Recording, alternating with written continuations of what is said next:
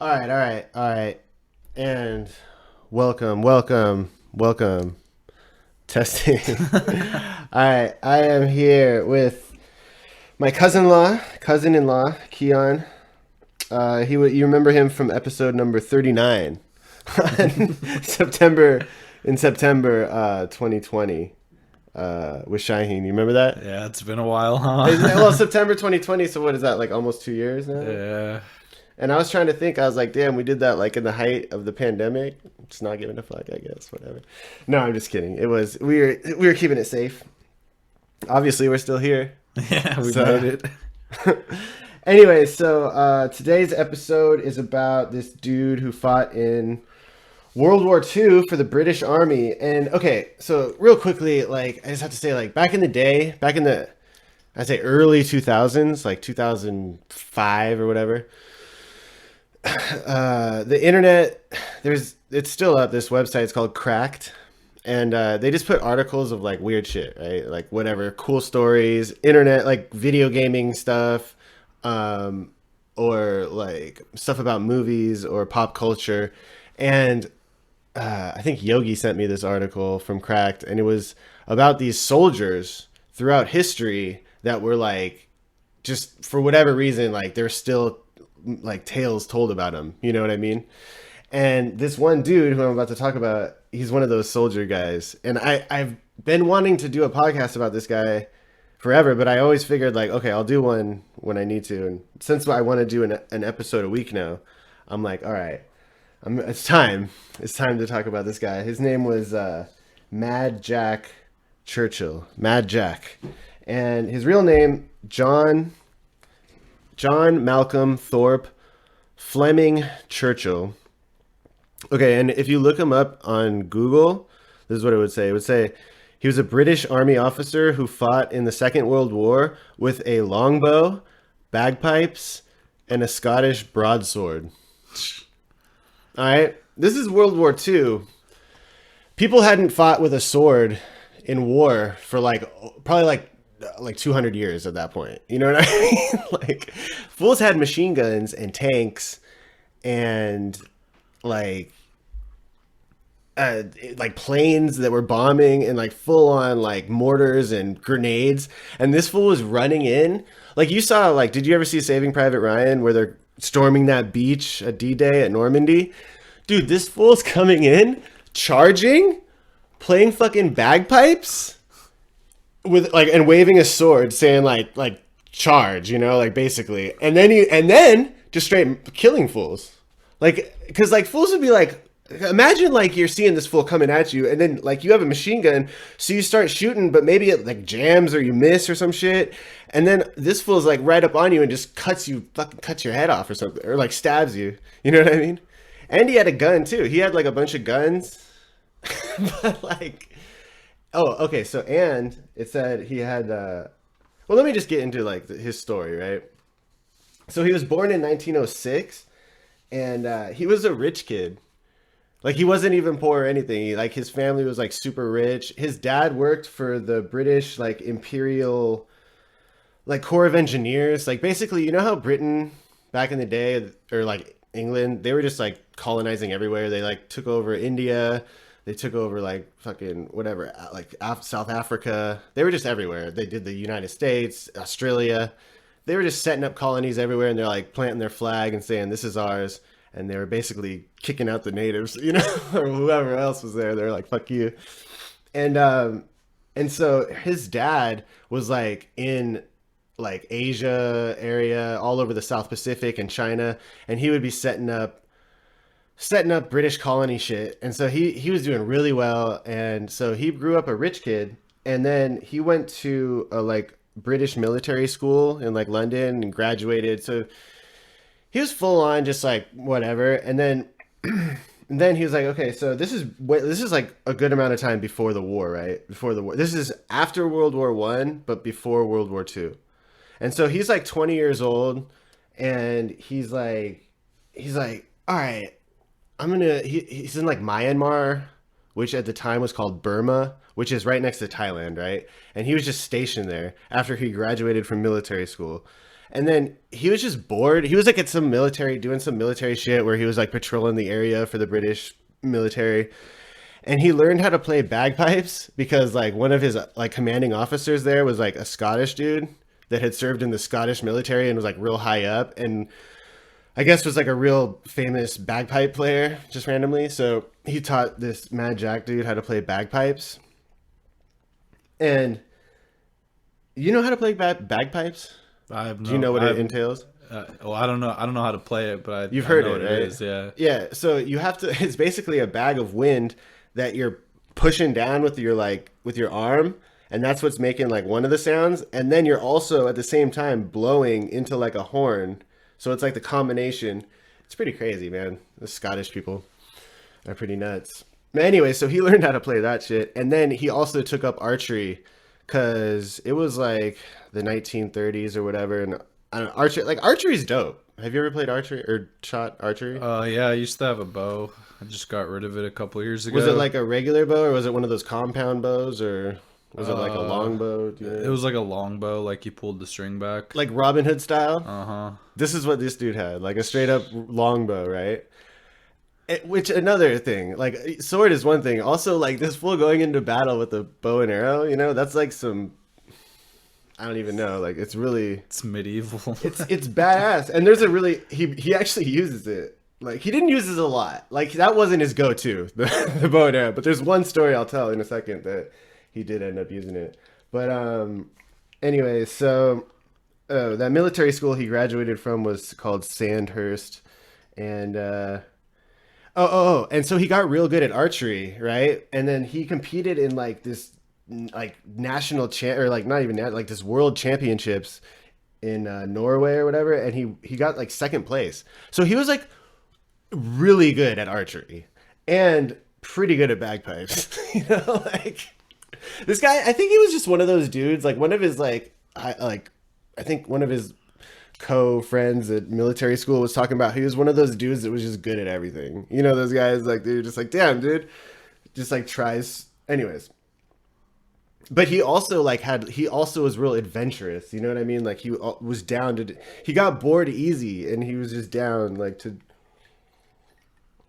during this time before World War II. Like he was just like touring around, like Thailand and all that shit. Like before it was even a thing. Before people were like backpacking and shit, he was just like riding his motorcycle around. Anyways.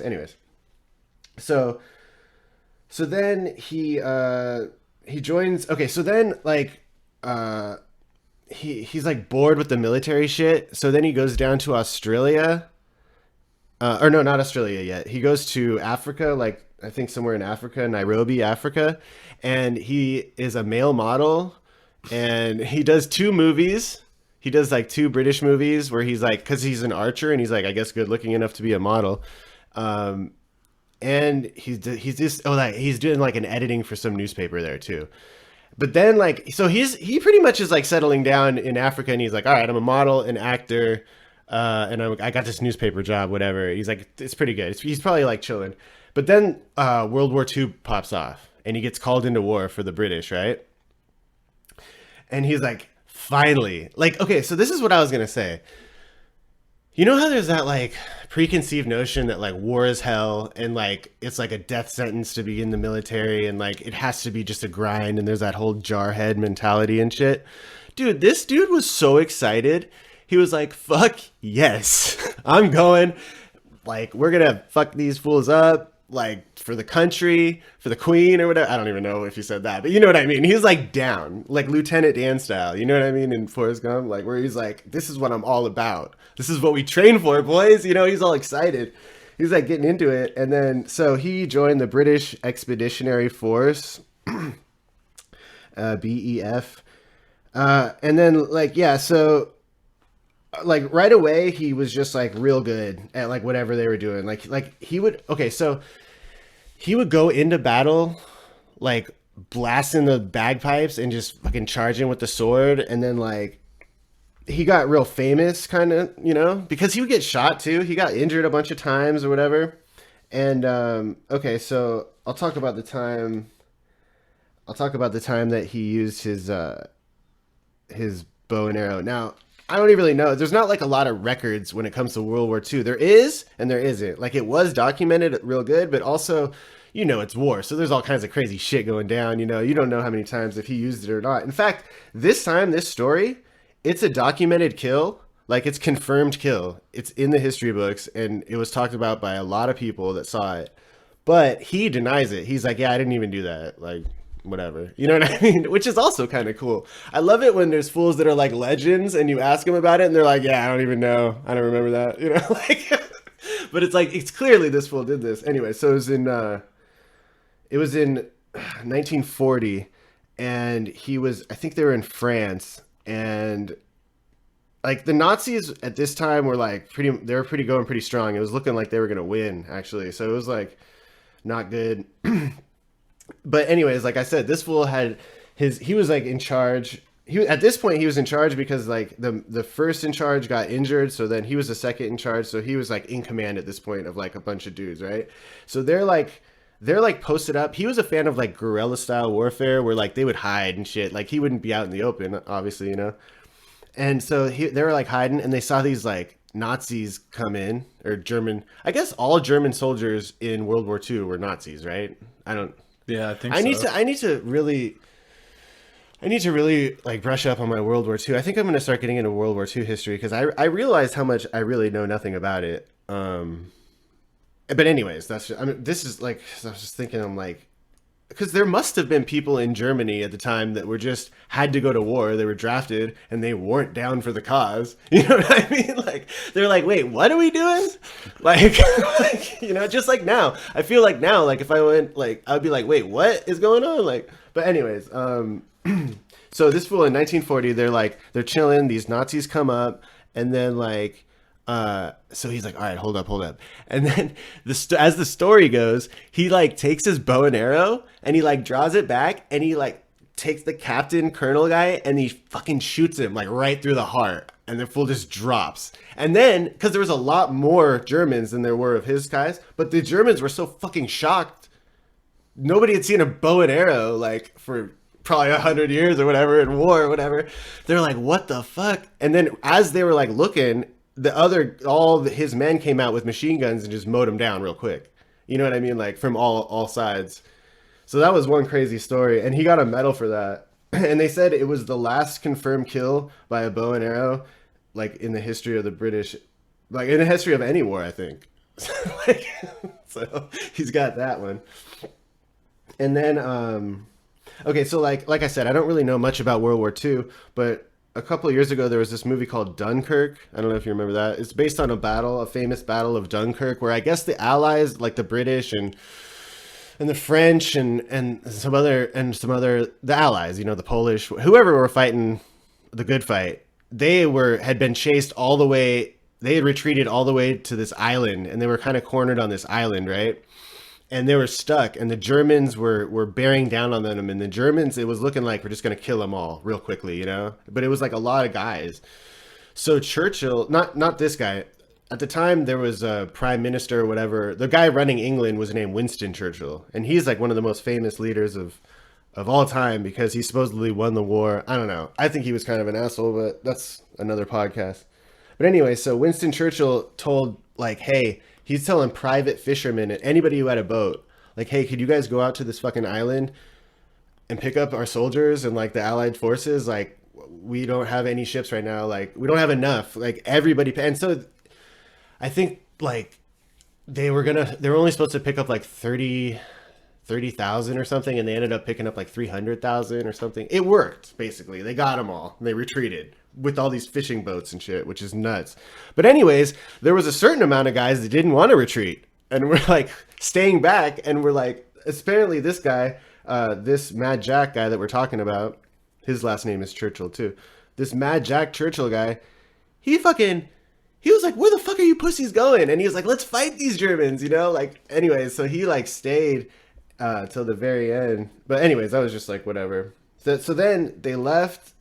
In 1941, so the British made their equivalent of like Navy SEALs, okay? Like they were called commandos, and they had just made the commandos, and then he was like one of the first commandos in the British Army, and he was like, again, he was like second in command. I don't think they ever put this fool like first in command because they're like, dude, this fool's too crazy. Like, he can be there, and we want him running shit, but we don't want him like in command. Anyway, so he was operation. He was on this thing called Operation Archery in the Norwegian islands. It was a raid on a German base, and again, he led his army, his men into the war with bagpipes, and threw a grenade and charged in with his sword. And what is it? I guess he just like fucked everybody up, and they won. But then it said like he got injured in battle, and I was like, oh shit, like what happened? Like, and then it basically said that after they stopped fighting, like he had this wine bottle. He was about to open this wine bottle, and like some like explosion happened, and it busted the wine bottle, and like some glass got in his eye. So that's just like that was his like major injury. So he actually had to like go to like the hospital for a while to get that fixed. But okay, so in 1944 in Yugoslavia, he went to go help the resistance forces against the Germans, and he had to invade an island. Okay, so this story goes like this: the Allied forces they were all on some island again or whatever, or no, the Germans were on the island. But the war at this point, the war was looking like the Germans were actually they were done. So it was Italians, I think, at this point, or no, Yugoslavia, and they wanted to get the rest of the Germans just out of there.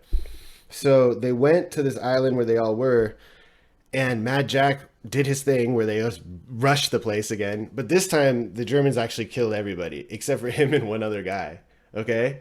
And so as the story goes, this fool's like one of the last men standing, right? And the Germans are just like fucking shooting at him or whatever, and he's shooting back, but then he runs out of bullets. So as the legend goes, he just stands up and he just starts playing his bagpipes. And he had this one bagpipe song. Fuck, what was it called? Shit, I don't know. March of the something. I don't know. When I find it, I'll say it. But like, he would always play this one song. So he was just playing his bagpipes, and then they threw like a fucking grenade at him, and it like knocked him out. It didn't even kill him. It knocked him out. So then they took him like prisoner, right? And they were gonna kill him, but then they saw his last name was Churchill, like the Nazis, and they were like, oh shit, this is like this guy's related to Winston Churchill. So they took him in, and they like kept him as a prisoner of war. And I guess like a side story is like one of the guys that took him in as a prisoner of war was like supposedly really nice. They became friends, like him and this Nazi general guy. And so if supposedly he was like, hey man, he wrote him a note, like a letter, and he's like, hey, this is my address. When all this bullshit war is over, he's like, come over, have dinner with me and my wife. We'll go out. He's like, you're a good guy. He's like, it's fine. Like, so supposedly he had this letter, right, that Mad Jack wrote him. And then at the end of the war, all the Yugoslavian soldiers rounded up all the Nazis, right? And this dude was one of them. And they're killing them all, like, and they're like, fuck all these Nazis, right? But this dude had that letter, and he's like, hey. And he gave the Yugoslavians the letter, and they let him go because of that letter. So this fool actually, by writing that letter, saved that fool's life. I don't know if they ever had dinner or anything like that. It didn't say, but I thought that story, that just shows that the guy didn't even give a fuck. He wasn't in there to kill Nazis even. He was just like, this is like a game to him. You know what I mean? Crazy. Dude, this fool was like, I can't believe it. When it was like, yeah, he's like, he was like, yeah, when this war is over, just come and have some dinner with me and my wife. It'll be cool. I don't know. I just thought that was insane. All right. So, yeah. What was the guy's?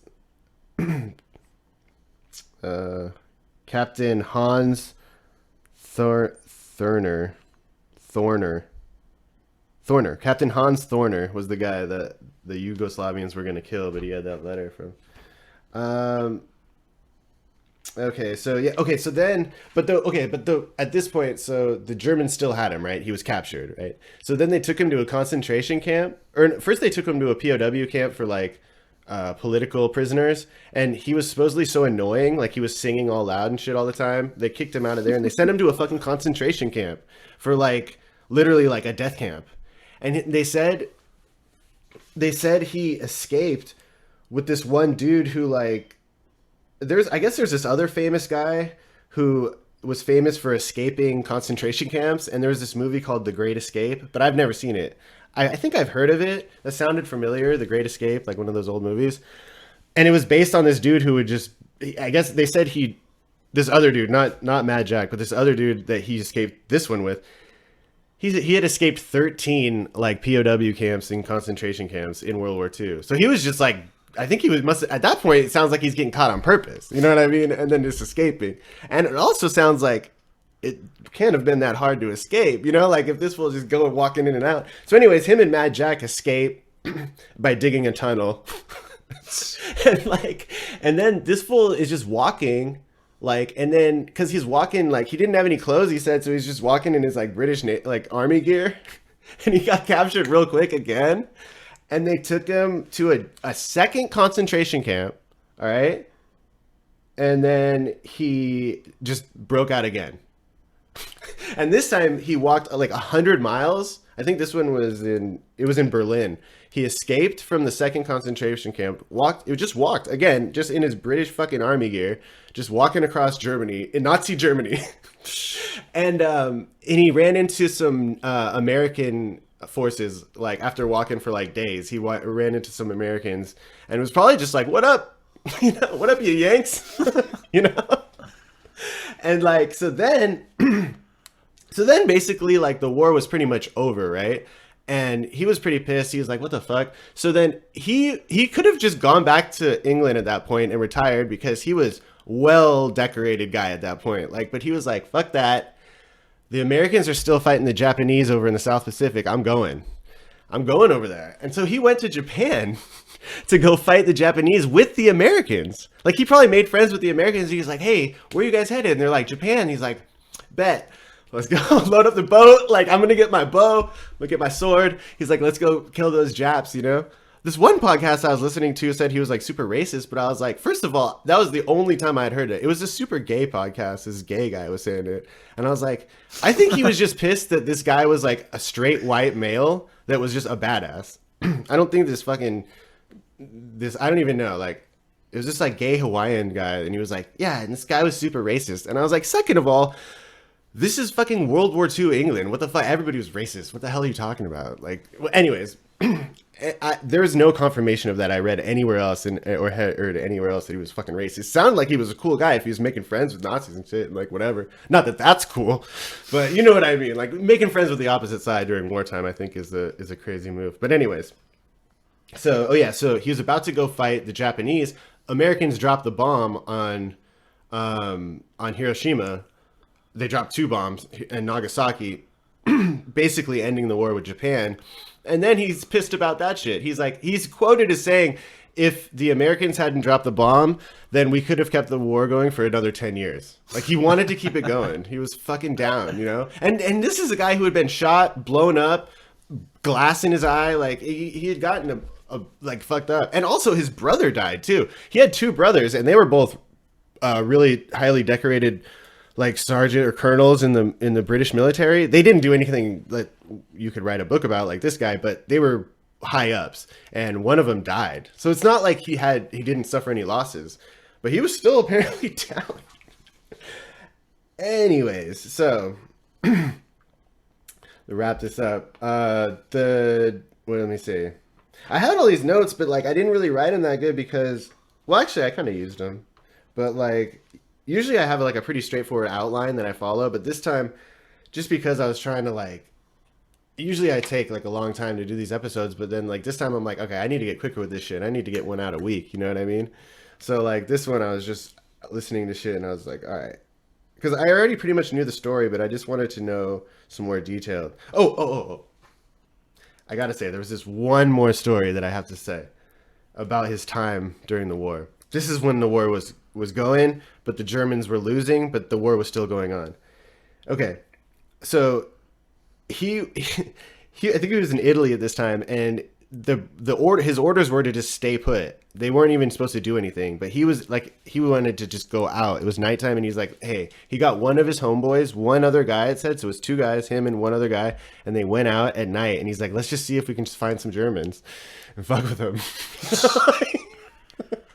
So he sees these two Germans smoking cigarettes, and they're like, I guess there's a whole like battalion of Nazis like digging some ditch or digging ditches or something in the area. And so he's like, fuck these fools. He's like, watch this.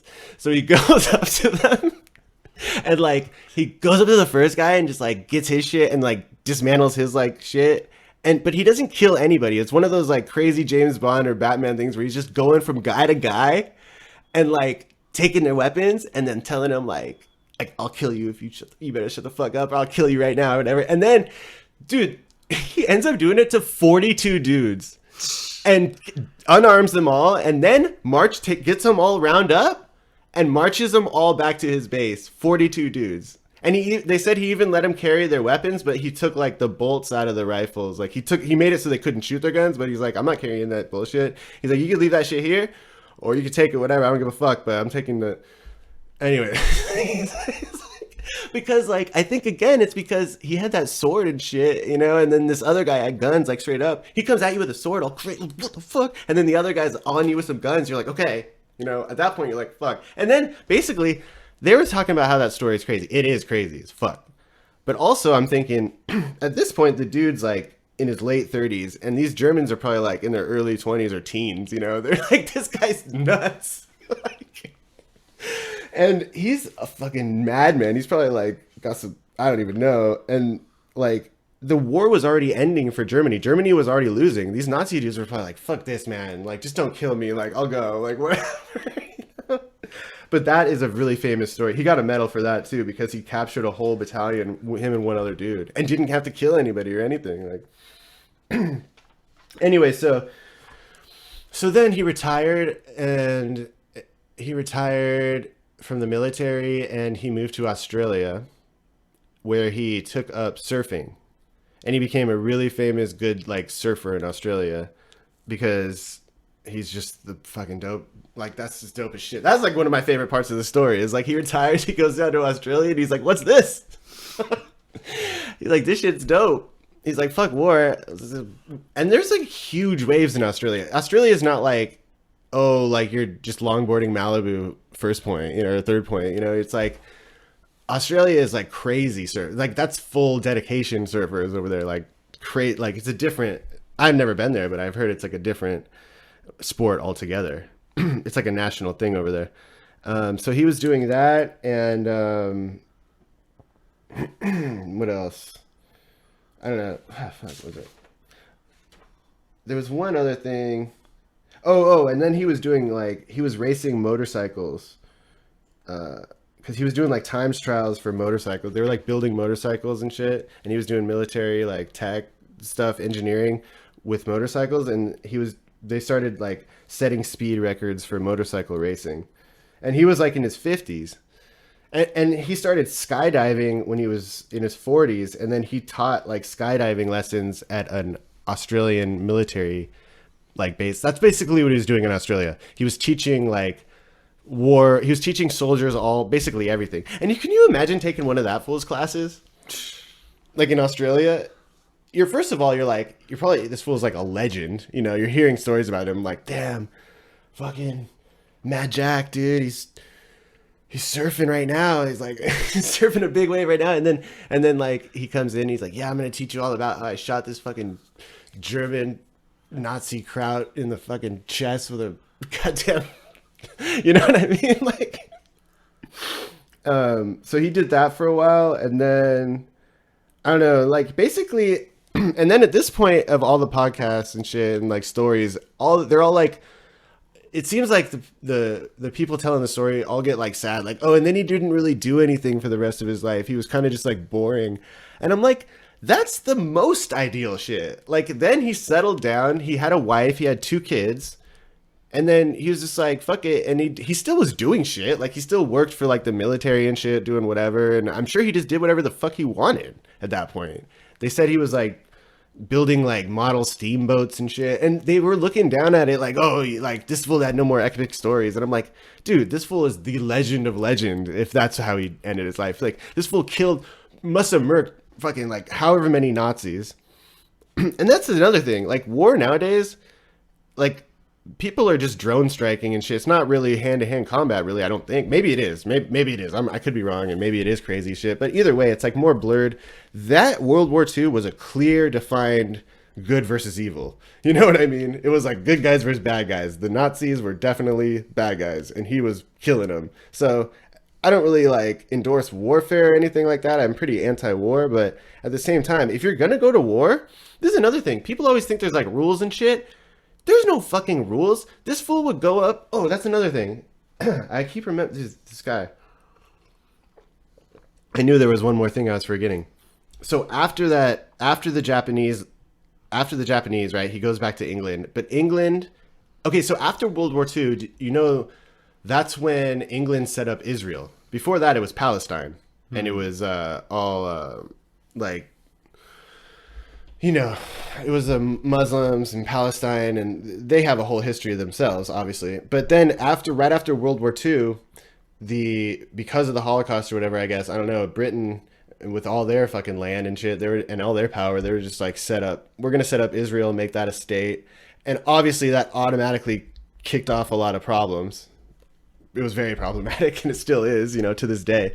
But this Mad Jack dude went over there at the start of that bullshit, at the very start of Israel. He went over there, and it was kind of like, that kind of fucked up, because like he was trying to do shit, but it was so fucked up that like so many people died. Like he saw another, like, I think he said he was guarding like 70 doctors or 80 doctors, Jewish doctors that were being like held at some hospital or something, and they all got killed. And it wasn't even his fault. Like supposedly he had an idea to do something, but he couldn't get the backup in time. No backup came, and then they just got like slaughtered, and he was like, fuck. And then at that point he was like, all right, this isn't a game anymore. He's not fun to me anymore. You know what I mean?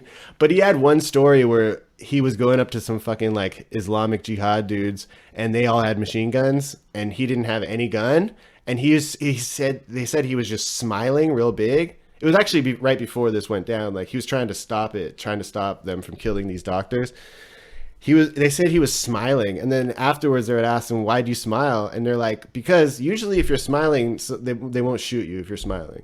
And he like, so this guy just had balls. And then they said he did end up saving. It wasn't just like he totally did nothing over there. He ended up saving like apparently like hundreds of people by getting them out of there. Because it was like, at the time, it was like there was a lot of places that Jews had to just get out of there. So he got them out, doctors and scientists and shit. So not only did this fool kill Nazis, but he also saved doctors. So it's like, I don't know what else you can do, you know? Like, and he was this professional surfer, bagpipe player, a champion, world champion archer. He's one of the most decorated. See, he's more famous in British history. That's why there were a good amount of podcasts about him, and like that Cracked article that I read. But even in the Cracked article, it was saying like, I can't believe there's no like movie on this dude.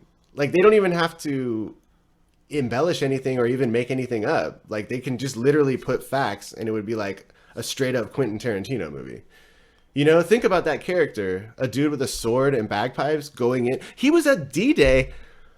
Like, it just blows my mind. There's stories like that was the most traumatic day of all time in the history of warfare, where these fools are getting ripped apart by like horrific scenarios of like shrapnel and fucking getting their faces ripped off, and this fool is just playing bagpipes, just loving it. Like, I don't know. Like, it's crazy. It's crazy. So I might be wrong. I was saying that's that one time in Palestine when it turned to Israel was when I'm talking like a pussy now, because this fool went to fucking D-Day. So I don't know. I would have to ask him. But he died in 1996, which I also think is badass. This fool got to see the 90s pretty much. The majority of it, you know. He didn't even have to see 9/11 or anything. He just got to see like when America was real great, you know. He's like, oh, times are good. No more war. Nice. You know, I'm out. Oh. He almost made it to 100, damn. Yeah, he was 90. Well, like because he was born in 1906 and Oh, he okay. died in 1996. So, but that's good. You know, like obviously that's ideal. That's like I said, and I couldn't believe like seriously. I listened to like 3 or 4 podcasts about this guy, and every time they were like, and he didn't do anything else cool, and I'm like, what the fuck? These fools have no respect. Honestly, though, there was a British one where there's these 2 British kids, and I forget. Fuck, I'll mention their podcast next time. I think it was called like Things People Do, or This is the Things People Do. I don't know. That one was actually really good. I thought they had a really good podcast, and they had some respect for the dude because they knew more about like World War II and Britain's role Britain's role in World War II and like that Battle of Dunkirk and shit. So they were talking about like this dude did a lot of other shit that I didn't really want to get into because I don't understand military warfare shit. You know what I mean? And like, but he had other stories too. But I just these were the stories that like jumped out at me. And the very last thing, actually, sorry, there's 2 more. There's 2 more. Sorry, I had some ice stuck in my gullet. There's 2 more things. One thing was okay. So you know how I said he was an amazing surfer. Okay, so there's this thing in England. It's called the standing. Okay, it's called the Wave of the River Severn or something like that. And basically, like once or twice a year, they open a dam or something, and it floods this one river. And have you ever seen a river that if all of a sudden a bunch of water starts going out and there's like big ass ripples, you can actually like surf the ripples. It's like a standing wave. You ever seen that? They Yeah, have it in like yeah. Hawaii and North Shore sometimes.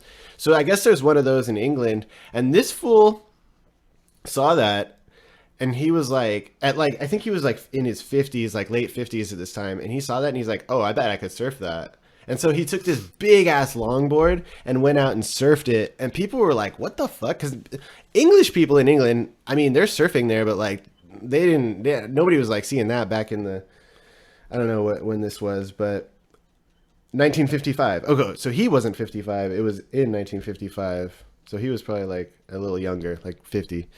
Um, but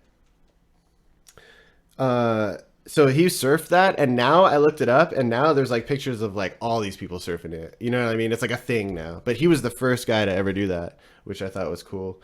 And then the last like story that I thought was cool was like when he was already like an older dude, old guy, and he would take the train home, right? And then he would randomly just like stand up on the train and just throw his suitcase or like his briefcase or whatever the fuck, like bag, his backpack, whatever. He would just throw it out the window, right? And then he'd just like sit back down and he wouldn't say shit, right? And people would be like, what the fuck? This fool just launched his bag out the window, right? And it turned out what he was doing, and he did it like every day or whatever, or sometimes. Whenever he took the train, he would do it. And he knew it was his fucking house. He knew where his house was. His house was right on the line. So then he would launch his bag into his front yard, into his patio area, you know? So that way you wouldn't have to carry So it he wouldn't have to home. carry it home. But he just wouldn't say anything because he liked to like kind of freak people out like that or whatever, apparently. I don't know. I thought that was funny as fuck. And I'm sure he did like all kinds of shit. You know, I'm sure he was like I'm just sure he was one of those guys that was like super interesting and funny. Like I had you know how like I ride mountain bikes and shit? There was this one dude. I used to ride in Santa Monica at the Whoops. This place called the Whoops. It's in like Brentwood area. And there was this old dude that he was this general in fucking Afghanistan at the time because this was like the early 2000s. No, this is like probably right around the time of 9/11 actually because I was in high school still. And he would go back and forth to Afghanistan, but he would when he was here, he would go mountain biking with us, and he was like an old dude, and he would always be calling us pussies and stuff because like we wouldn't be wanting to like go hard on the jumps or whatever. It was crazy. And then it was like this old man, and so like I was like, damn, I am a pussy. So it really made me go harder. And like there's just certain dudes, and he would say, and he would go back to Afghanistan, he would bring his mountain bike, and then he would have the GIs or whatever, the fucking guy, military guys build him dirt jumps in like Afghanistan to ride because he's like, yeah, just they got to be doing something anyway, so I had to have him do that. And I'm like, what the hell? He was just there's people out there that are just like nuts in a good way, and I think that's a really good thing. But anyways, all right, well, that was basically the story. And So part of that article, this was just one dude in it, and there was like, I think there was like 5 or 6 dudes. I think this guy and one other guy, this guy called the White Death, will deserve their own episode. So I think maybe next time you come back, unless we're talking about something else, like I figure like if there's anything like big go on in the media or the news or anything, which is pretty much like every couple of weeks something big happens, and then I'll do an episode on that, whatever it is, you know. But then in between that shit, in between the real whatever is going on, I want to do these history stories, and I could. The next one I think we'll do is this one about this one sniper dude, but I'll save that for the next time. But how'd you like it? Do you think it's good story, like listenable? Yeah, that guy sounds pretty freaking badass, honestly. There's something to be said about the fact that he was just full on straight white cisgendered male dude, and like it's kind of being demonized. I don't know. Like I'm not complaining. I don't care. Like I'm not trying to whine or anything about it. But like you see it in the media a lot. It's like portrayal of like I don't know, like I like it that it was like you can be that, and it's like it was like a badass dude.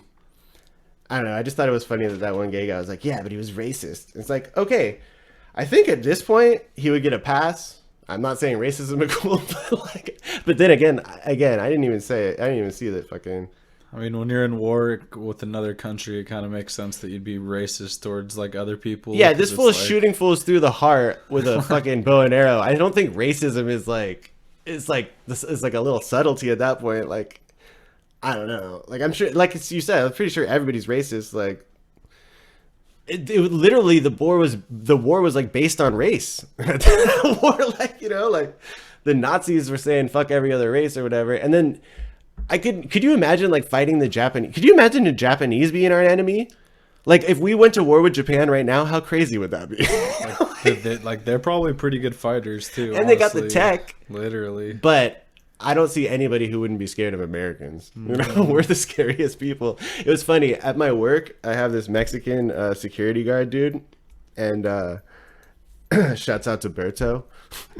And he was talking about how like there's people in Mexico that he knows that are afraid to go to America, like just to visit because they say it's like dangerous, gangs and shit. I'm like, that's exactly what we think about Mexico. And it kind of got me thinking about like the media and just like they want you to be scared of everything. And yeah, it's dangerous in Mexico, but it is dangerous here too. So like, and the borders are open anyway, so it doesn't matter. You might as well just go back and forth. He was telling me. And I'll let you go. Sorry. He was telling me you could rent a beach house there for like a couple $100 for like 4 months or whatever. I don't know. Like he's like it's on the beach. I don't know what exactly the rates are there, but he said it was super fucking cheap, and the beaches are real nice. So I was thinking, when my boys are a little older, maybe like 10, 12, maybe a little older than that, 12, 14. I don't know. Whenever I'm gonna fucking load up the RV or whatever and go down to Mexico. For like a couple weeks, the food's cheap. Like we'll be surfing. Just bring your own water, obviously, whatever. And then like, I don't know. I think that might be cool, but we'll see. If it's like cartel land or whatever, and there's bodies burning and beheadings still, then yeah. But it can't be like that all the time. And I think it is like a lot like just people scared. But who knows? There's cool beaches here too, so whatever. But anyways, okay, so that was the episode. I'm going to record like an intro, I think, later, so don't have to worry about that. But till next week, like I said, I'm going to try to do one every week now. So we'll see. We'll see what's up. All right, peace out.